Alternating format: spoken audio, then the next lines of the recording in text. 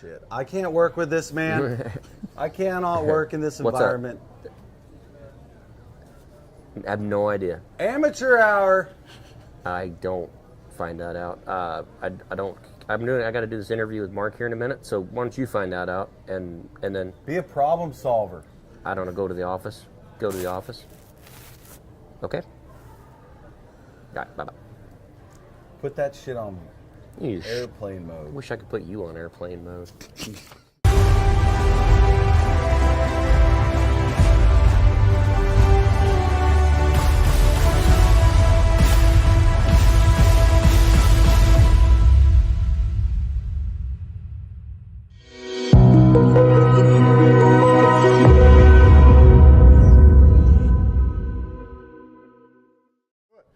Well, welcome back to the NCHA Metallicap Futurity. We are here joined today with Mr. Grant Setnicka and Kenny Platt. Welcome, guys. Thank you. Thanks, Mark. So we're here. We're getting down to the nitty gritty of this show. Day 24 of 27. We've got the Open Semifinals coming up, and that's what we want to talk about today. But I want to go back a little bit first. What does this show? I mean, this show is so special. Grant, what does this show mean to you? I mean, neither one of you guys have won this yet, and I don't mean to bring that up, but like there's still time. You're both young. What is it about this show that makes it so hard to win and the prestige about it?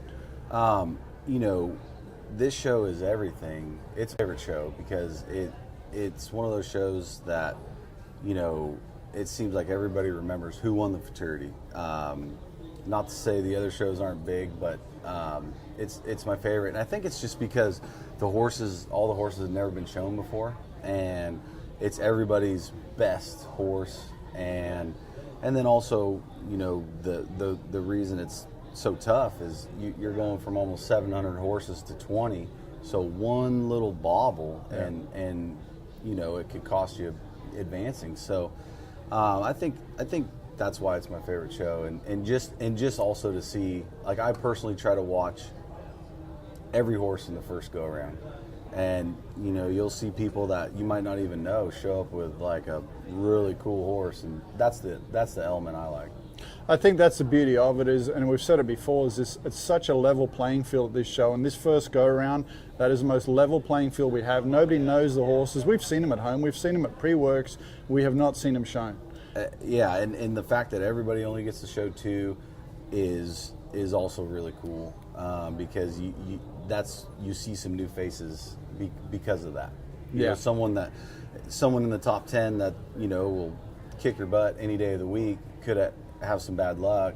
You know, and that kind of opens the door for someone else. So it's pretty cool. Well, we see catch riders, and obviously that's a huge part because, like you mentioned, you can only show two, and you guys have, you know, quite a few 3-year-olds a lot of the times, and some of those are small Futurity horses, and then, you know, you bring the others here. Kenny, what's it like for you seeing these guys come here, these catch riders, and some of them are assistant trainers? Your assistant trainer has shown some here. Yeah, she was reserve champion in the Limited Open. Yeah. I think it's awesome. I mean, I think you guys kind of touched on it. It's the most fair show we have because it's the unknown. Nobody's seen any of these horses before, you know. So it's basically a fresh set of eyes on every single one of them. And the fact that like Grant said, the top 10 guys only can show two. It kind of changes the whole show in that aspect where, you know, like you said, it's a guy that's doing the best, might not do the best, you know, and doesn't get a million chances at it either. So it levels it up pretty good. Well, and that is because this thing is a marathon. I mean, we have 6 days of the first go around. What are some of the challenges, you know, with getting to those final rounds here? I mean, yeah, the list, that's a long list. Yeah. I think a lot of the challenges is just keeping a horse sound through the whole thing, and I mean that's a lot of it. Having a horse that's good enough to even be here, and then going down there and you know you're in a battle against the elements. You know, the cattle being the biggest one. I believe at this show have been the biggest one anyway. It hadn't been easy to go down there, especially late in these draws and get through it. So, but yeah. I think probably the hardest part is mentally for me, and I'd say a lot of my peers, because like I showed the last set of the whole first go around, and so I was in there helping and stuff, and you go home and work, and just that mental game is like, okay, do I need to tweak this, do that? it's too much time to think, and that's it. And obviously the physical part, for your horse, like Kenny touched on, but that's the toughest part for me is, and that's why, I'll go to one pre-work, like a quote unquote standard pre-work a year, where I wait around all day to work 4 horses. I do that on purpose because it's times 100 when you get here. It is such a mental game when you get here, and I think that first go around, especially when you're in that first set compared to where you were in that last set, there's a long time in between that. And you come here and you're helping people, you're showing other horses, you're seeing what's going on, you're seeing the cattle, you're getting a better read on the cattle, and it's really got to affect you a little bit. Kenny, what are some of the things you do to kind of try to stay level through that? Man, I don't help as much as other people do, so I'm not gonna get into that too much. I don't. But help. you're seeing what's going on. Yeah. I think it's good to be in here and be watching and be paying attention, and I think you pick something up if you come in and you watch a set or a couple sets before your set or whatever. That's fine. But I think if you could be here watching 4 or 5 sets a day, and even if you're just turning back for somebody and you kind of watch the cows, I think that's kind of how I do it. I just try to kind of get a feel for what the cows are like and what the situations are like, and kind of go from there. Well, and I would say for Kenny, he's from Colorado. He's not around this area 24/7 like we are. So I think what helps Kenny is he does his own thing. Like he has his own program style, and I'm giving him props, which is the opposite of what I wanted to do when he started. But in this interview. he has his deal and he sticks with it. Yeah. And the more success he's had over the years, the more it's easier to do that. But that is one thing that a lot of people can feed off of is, do your deal, stick to your program.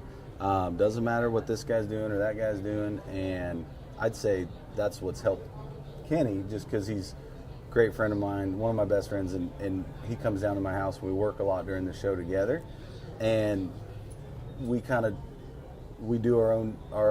We might not do everything the exact same way, but we help each other without even kind of knowing it, if that makes sense. Yeah, I'd agree with that. Well, and I'm guessing that probably helps keep you in kind of a relaxed mind frame too, because you are still joking around, you are still pranking and doing your regular stuff, and it keeps you kind of in that routine. It does. I'm not gonna lie, when I drove in here for that first day, and I haven't shown a horse here since 2012. I still got goosebumps when I turned on the Montgomery. And it's like, wow, this thing is fixing to start. It's finally here. Yeah.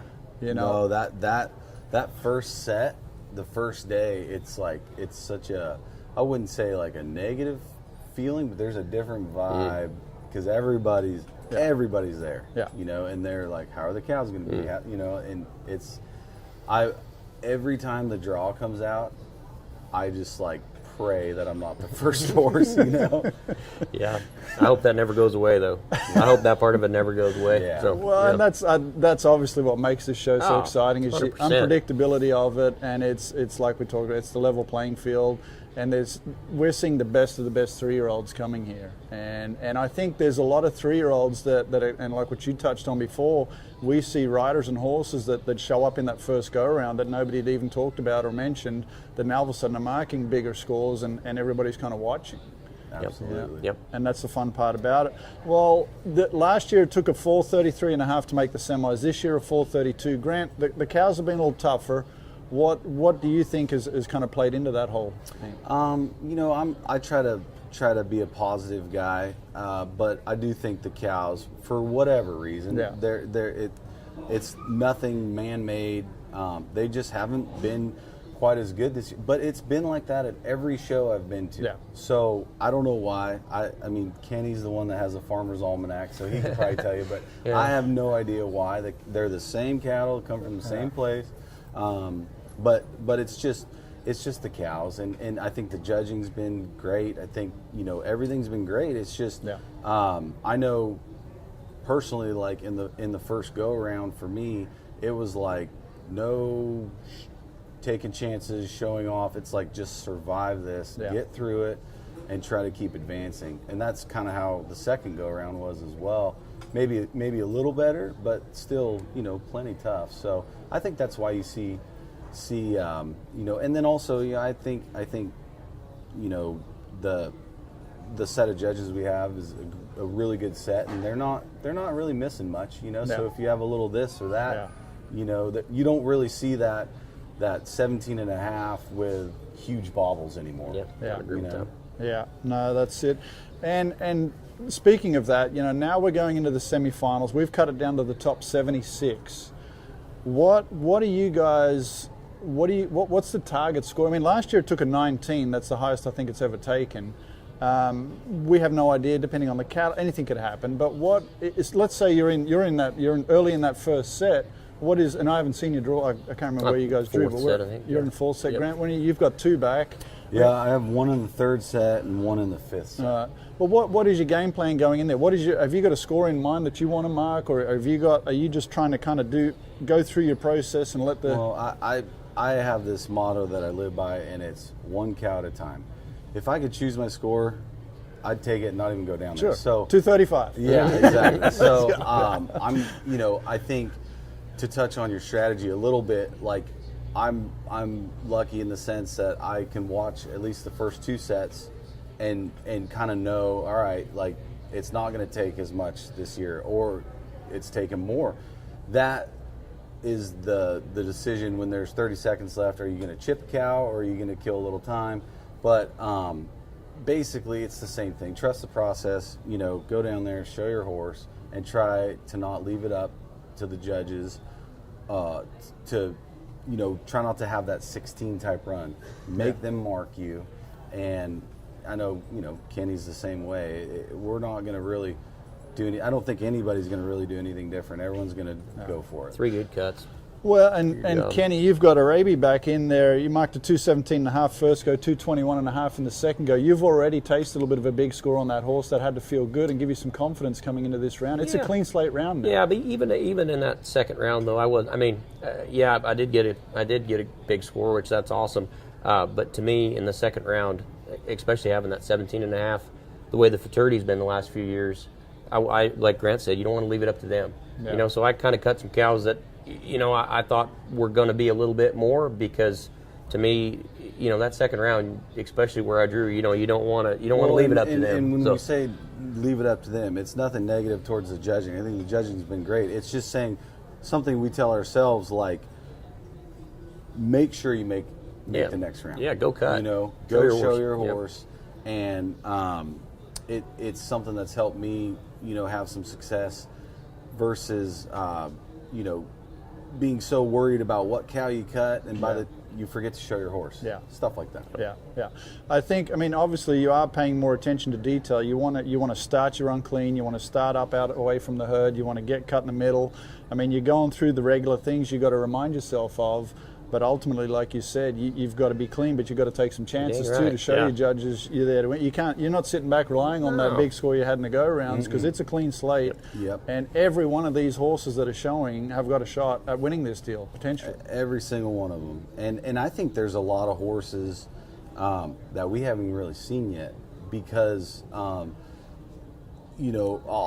talk for me, from my experience, I have yet to feel like I have, done my job as far as the show process and cut 3 great cows and gave my horse the best opportunity. Yeah. And I think there's a lot of people like that I think it's almost going to be like a whole new first go around again, if the cows are as good as they're supposed to be. Yeah. Well, Grant, you've got 3 back. You've got Brown Noodles and Sassy Stevie that you're showing, and then Reuter's got one back for you as well. Yep. What goes into that decision-making process of deciding which ones you're going to show, and then who do you pick to show the other ones? Well, so I train horses for the public, and so I really try to not show my own horse if I still own it at this point. It's a horse that's been for sale.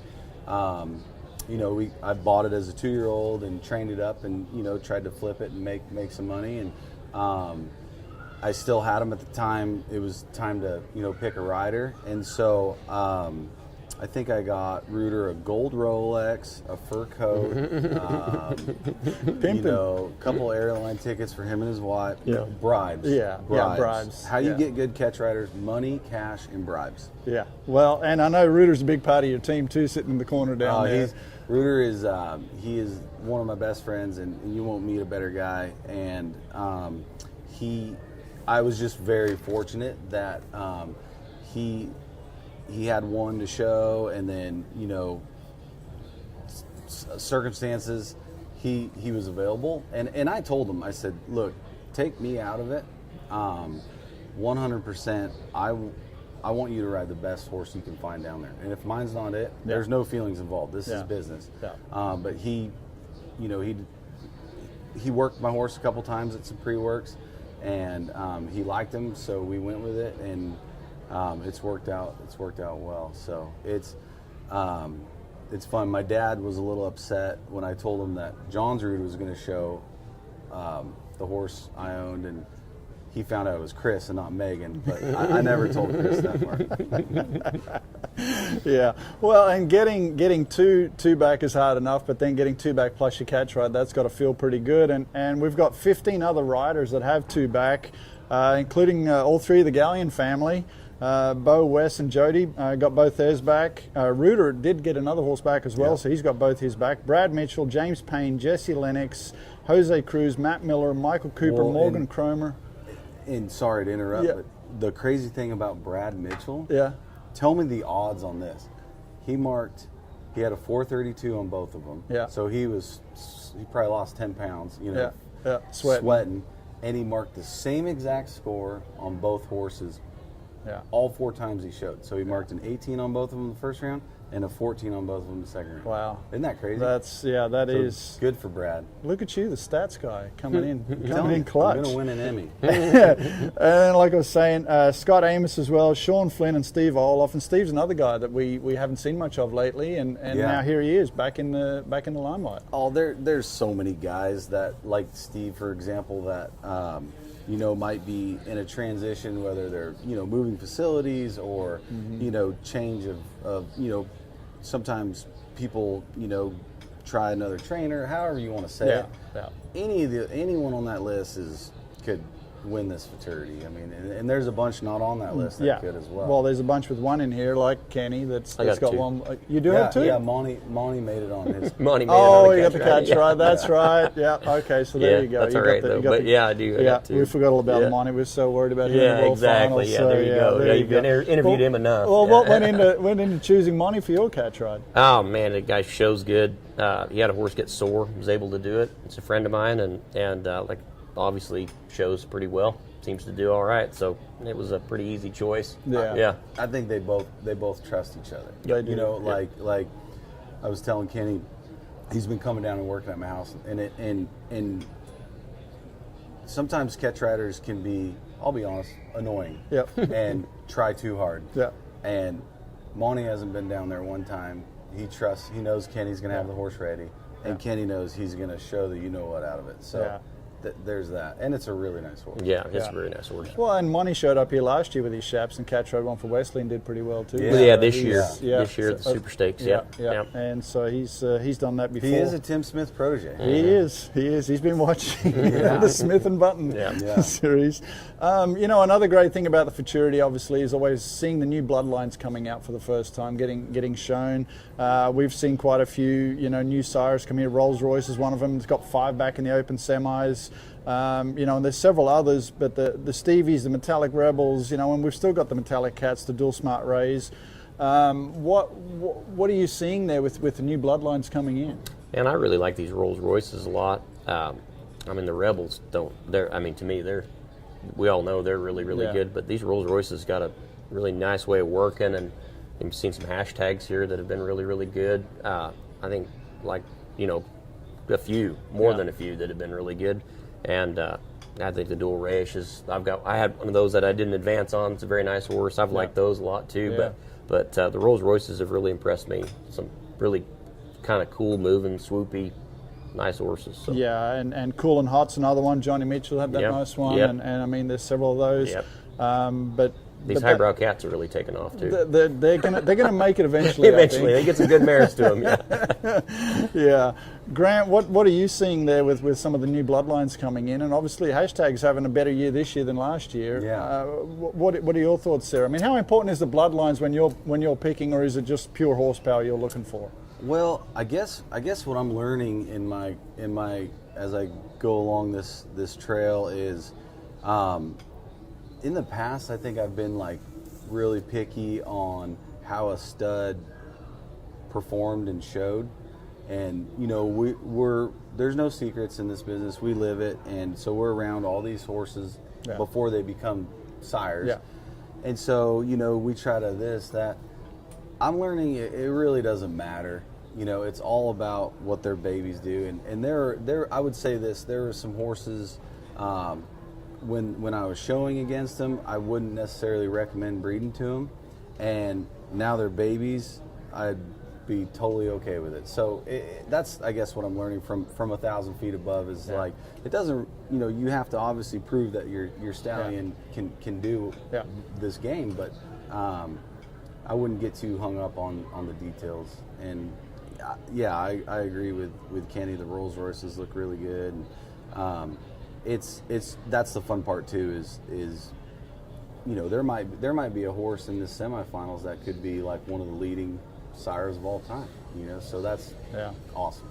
Well, and I think you hit the nail on the head. We concentrate when we have these studs that are being shown. There's so much that goes into like creating that record, getting them out there, winning as much as they can, getting horse of the year, getting this, that, putting all those check boxes, getting them all checked off.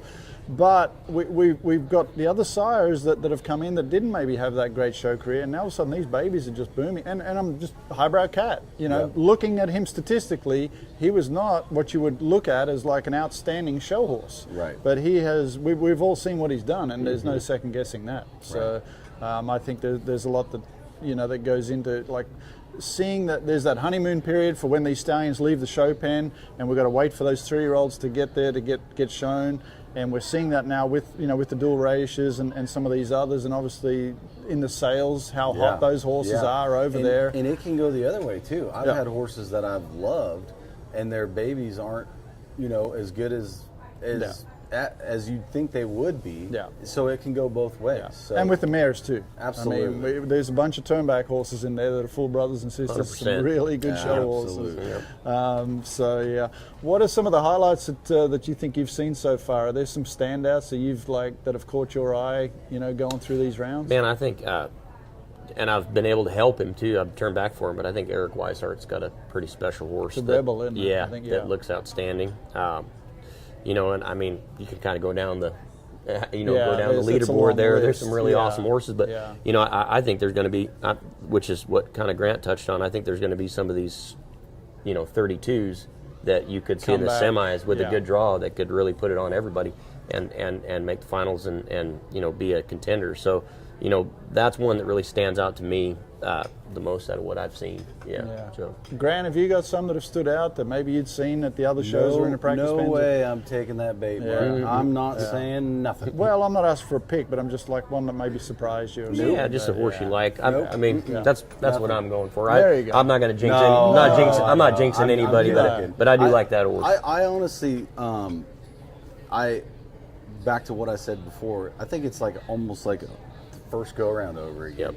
Because I saw a lot of horses, and there's been 700, almost 700 horses.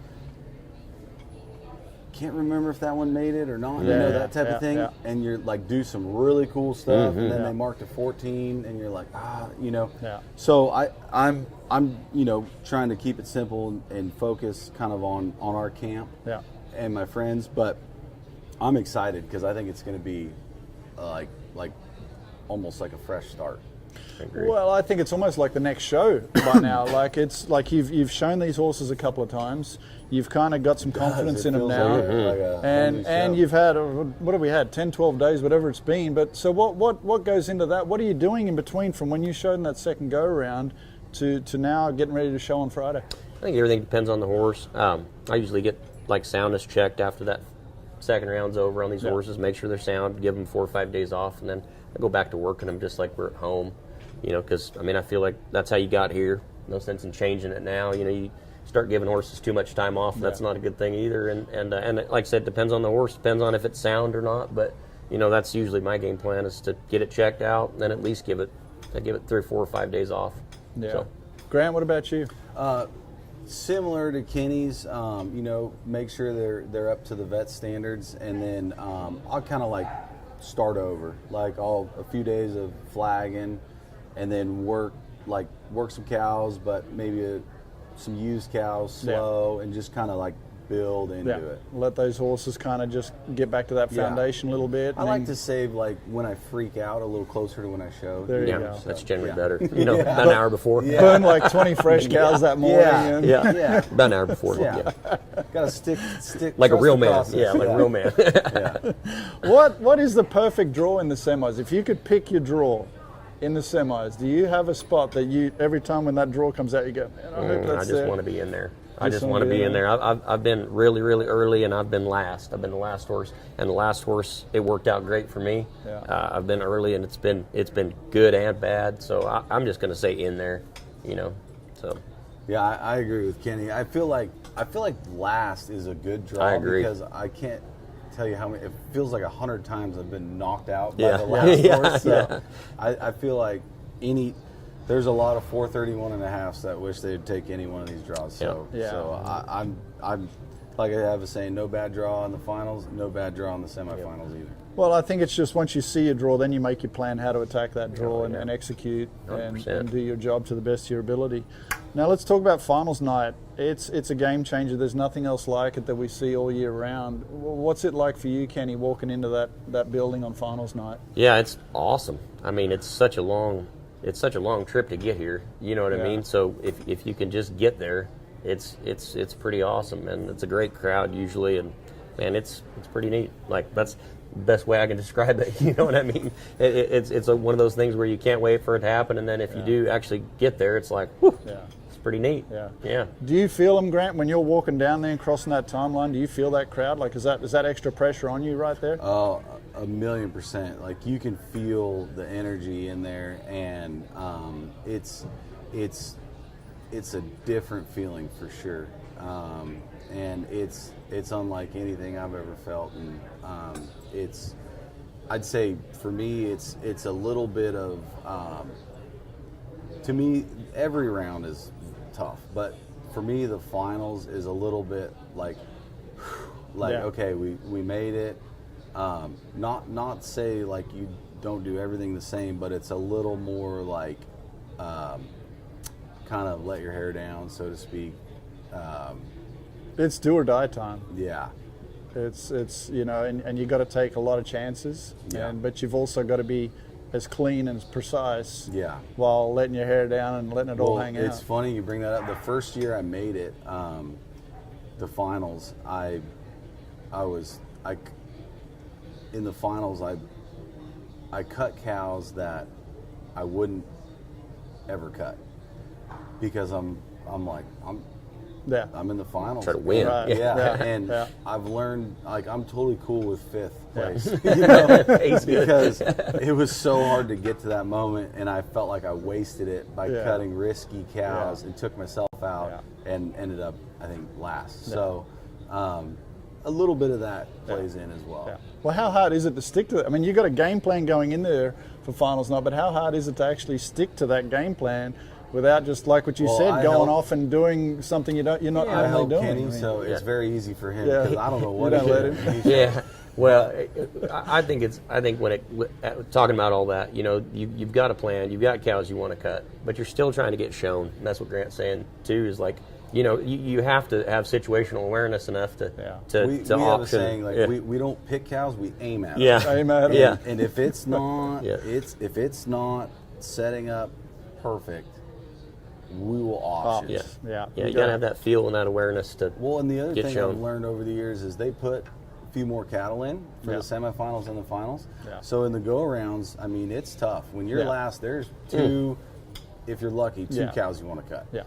And so we write every cow down, and I've learned over the years to relax. There's more cows in there. You don't need to know every single cow in there, even if you're last. Yeah. You know, just write down the ones that you like, and then go from there. Yeah.